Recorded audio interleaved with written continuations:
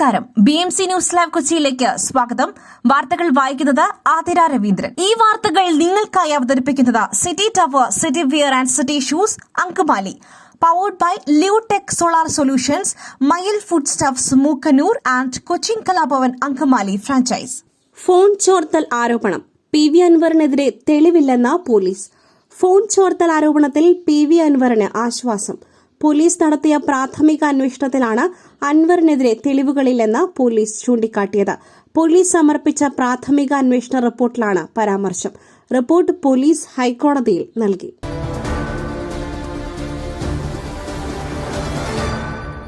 BJP പ്രവർത്തകൻ Sooraj വധക്കേസ്.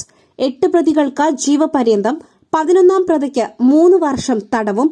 Kannur മുഴുപ്പിലങ്ങാട്ടെ BJP പ്രവർത്തകൻ സൂരജ് വധക്കേസിൽ 8 പ്രതികൾക്ക് ജീവപര്യന്തം ശിക്ഷ വിധിച്ചു. 2 മുതൽ 9 വരെ പ്രതികൾക്കാണ് ജീവപര്യന്തം തടവ് ശിക്ഷ. തലശ്ശേരി പ്രിൻസിപ്പൽ സെഷൻസ് കോടതിയാണ് ശിക്ഷ വിധിച്ചത്. 11ാം പ്രതിക്ക് 3 വർഷം കഠിന തടവും വിധിച്ചു. പ്രശാന്ത് ലഹരിക്കടിമ. 8 തവണ പരാതി നൽകിയിട്ടും പോലീസ് അനങ്ങിയില്ല. യുവതിയുടെ അമ്മ. ആസിഡ് ആക്രമണം ഉണ്ടാവുന്നതിന് മുൻപ് നിരവധി തവണ പോലീസിൽ പരാതി നൽകിയെന്നും കാര്യക്ഷമമായി ഉദ്യോഗസ്ഥർ ഇടപെട്ടിരുന്നുവെങ്കിൽ ഇങ്ങനെയൊരു സംഭവം ഉണ്ടാകില്ലായിരുന്നുവെന്നും കോഴിക്കോട് ചെറുവണ്ണൂരിൽ ആസിഡ് ആക്രമണത്തിനിരയായ യുവതിയുടെ അമ്മ സ്മിത. ബാലുശ്ശേരി പോലീസിനെതിരെയാണ് അമ്മയുടെ ഗുരുതരാരോപണം. 8 തവണ പരാതി നൽകിയിട്ടും കാര്യമായ നടപടി ഉണ്ടായില്ല. പകരം പ്രശാന്തിനെ ഉപദേശിക്കുക മാത്രമാണ് പോലീസ് ചെയ്തത്. പുട്ടു രുചികരമാവണമെങ്കിൽ മയിലിന്റെ പുട്ടുപൊടി തന്നെ വേണം. അതിന് ചെമ്പാപ്പുട്ടാണെങ്കിലും അങ്ങനെ തന്നെ. മയിൽ റൈസ് ആൻഡ് ഫുഡ് പ്രൊഡക്ട്സ്, ശ്രേഷ്ഠം സമ്പുഷ്ടം.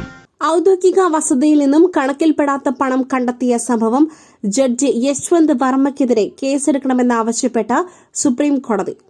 ഔദ്യോഗിക വസതിയിൽ നിന്നും കണക്കിൽപ്പെടാത്ത പണം കണ്ടെത്തിയ സംഭവത്തിൽ ഡൽഹി ഹൈക്കോടതി ജഡ്ജി യശ്വന്ത് വർമ്മയ്ക്കെതിരെ കേസെടുക്കണമെന്നാവശ്യപ്പെട്ട് സുപ്രീം കോടതിയിൽ ഹർജി.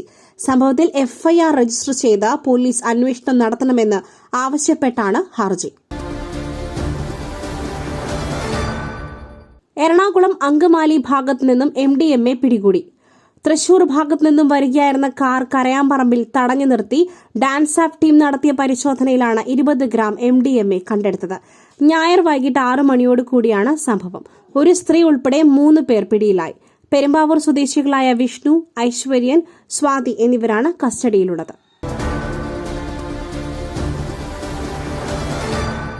എല്ലാവർക്കും നന്ദി. 1.5 മാസത്തിന് ശേഷം വിശ്വാസികൾക്ക് മുൻപിലെത്തി ഫ്രാൻസിസ് മാർപ്പാപ്പ. 37 ദിവസത്തെ ആശുപത്രിവാസത്തിന് ശേഷം വിശ്വാസികൾക്ക് മുൻപിലെത്തി ഫ്രാൻസിസ് മാർപ്പാപ്പ. ചികിത്സയിലായിരുന്ന റോമിലെ ജമേലി ആശുപത്രിയുടെ ജനാലയ്ക്കരികിലെത്തിയാണ് അദ്ദേഹം പുറത്ത് കാത്തുനിന്ന വിശ്വാസികളെ കണ്ടത്. ഫെബ്രുവരി 9 ശേഷം ഇതാദ്യമായാണ് ഫ്രാൻസിസ് മാർപ്പാപ്പ ജനങ്ങൾക്ക് മുൻപിൽ എത്തുന്നത്. വീൽ ചെയറിൽ ജനാലയ്ക്കരികിലെത്തിയ അദ്ദേഹം അപ്രതീക്ഷിതമായി ജനങ്ങളോട് സംസാരിക്കുകയും ചെയ്തു.